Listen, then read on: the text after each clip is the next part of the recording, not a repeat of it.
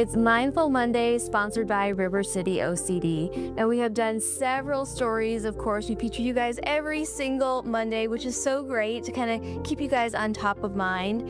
And so we've talked about ERP, which is a very common thing that you guys do to treat clients. So what is that treatment for those who kind of missed out on that segment?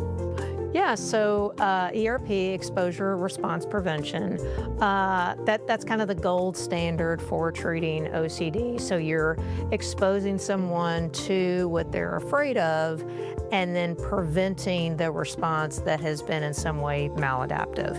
And we're talking about doing some sort of a compulsion or some sort of avoidance in that way. But actually, it's not just ERP that we've used some other skills as well. What are some of those other skills? Yeah, one that always comes up at some point with every client that I see is learning about self-compassion and how to apply self-compassion skills in our treatment for OCD. You know, folks with OCD tend to be pretty hard on themselves because a lot of times they know that the thoughts that they are struggling with are irrational. And so, you know, a lot of that guilt and shame comes into play. So self-compassion always comes into that conversation. And with self-compassion, we're learning how to talk to ourselves more gently, treat ourselves more gently with our actions, not judge the thoughts that we're having and not judge ourselves for having uncomfortable thoughts. So self-compassion becomes a big part of the discussion, I think, the further you go into treatment. And, you know, it runs right along with acceptance in that way. But really, at its core, self-compassion is kind of what it sounds like, just being nice to yourself in these moments where it's pretty hard to do that. Well, yeah, I mean, we could all just do that in our everyday lives. Absolutely. I feel like so many of us, I mean, including myself, we strive for perfection. We want to do well, whether that's, you know, in the home or out and about at work. We just want to be our best selves. And so we could all be a little bit nicer to ourselves, right? Absolutely. And self-compassion also doesn't mean that I have to love myself. I think that's kind of a myth about it too. Sometimes it's just being neutral with yourself. You know, so instead of, why is my brain doing this? Why am I still having this? Instead, right now I'm just struggling with these thoughts. That in itself is self-compassion. What are some other, you know, skills that you use as well? Yeah, so we do a lot of what's called mindfulness skills. And one of those skills, people out there may have already heard of that, but it's like thinking of what are 5 things you see, 4 things you hear, 3 things you feel, 2 things you smell. And it's just being aware of, okay, right now in this moment, what am I just noticing? Because OCD in particular tries to take you out of the present. We're either in the future or we're in the past. We're never in this moment. So it's getting us to just stop being aware. So not just things that I might notice externally, what am I also noticing internally?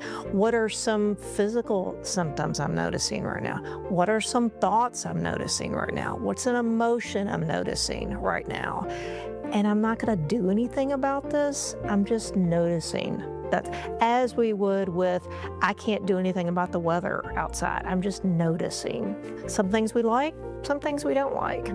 So many of us are just go, go, go, always thinking about the next. And, you know, being in that present moment, it's so important. Even just taking, like just sitting in a chair, putting your hands on your knees just like this and just taking it in. I think again, not just treating OCD, but just every day. I mean, we all live very busy lives nowadays. I know you ladies have plans after this, and we're always thinking about the next, but staying in that present moment is, again, just so important. Right. So if someone is watching right now and they think maybe they have OCD, what would you tell them?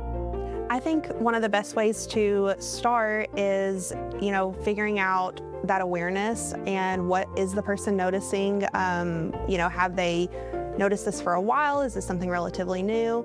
And then starting to reach out, whether that is through us or someone else, you know, just starting to look into what OCD is, what treatment might look like, and where they could get treatment. You know, our website, River City OCD, has a lot of resources on it that talk about symptoms, that talk about treatment, that talk about family and how family can support folks with OCD. So there are a lot of resources out there, and just picking up the phone or hitting, you know, submit on the website is kind of the first step of learning more about that process. It is, and we've done several segments with you guys for the past several months, and a lot of times you guys aren't the first stop Sometimes you're the second, the third, the fourth, but getting the treatment is so helpful. And typically you see very good results. So thank you, ladies, so much for coming out on this Mindful Monday. So if you're interested in learning more about everything they can do to help, just head over to rivercityocd.com.